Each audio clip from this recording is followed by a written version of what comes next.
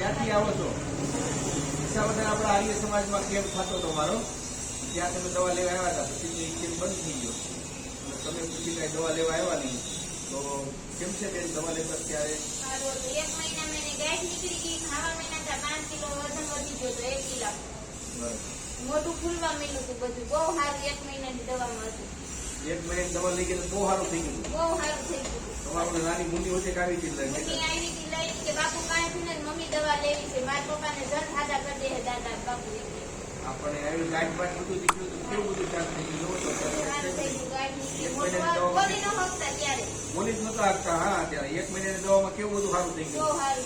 પછી તમે દવા નો બંધ કરાય બેટા, સમજાણું? દવા ટાઈમો ટાઈમ લઈ દેવાની 3-4 મહિના જે હાલે છે. અહીંયા તો વિના મૂલ્ય છે, તમારે ક્યાં ખર્ચો લાગે? બરાબર, ખાલી તમારે આવવા જવાનું ભાડાનો ખર્ચો લાગે, બાકી બધું ખર્ચો છે નહીં બેટા. દવાથી સારું એવું પરિણામ છે. બહુ સારું હતું તમારી દવા. પાછું 150 કિલોમીટર આખા દૂરથી જંગલમાંથી પાછા બાપુને ગોતતા દવા લેવા અમે અહીંયા આવ્યા. 5 કિલો વજન વધી ગયું હતું.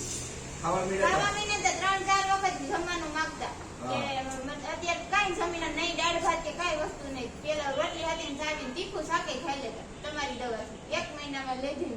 ખાલી તમે 1 જ મહિનો દવા લીધી બેટા, પછી ક્યાં દવા લીધી નહીં. પછી આવ્યા જ નહીં પાછા દવા લેવા. પણ એવું નહીં કરવાનું બેટા, દવા લઈ જવાની. બરોબર, હવે હું તમને મારું ગ્રુપ છે ને કાયાકલ્પ એમાં તો તમને એડ કરી દઉં છું. બરોબર, એટલે એમાં બધા મેસેજ આવતા હોય ક્યાં ક્યાં કેમ થાય.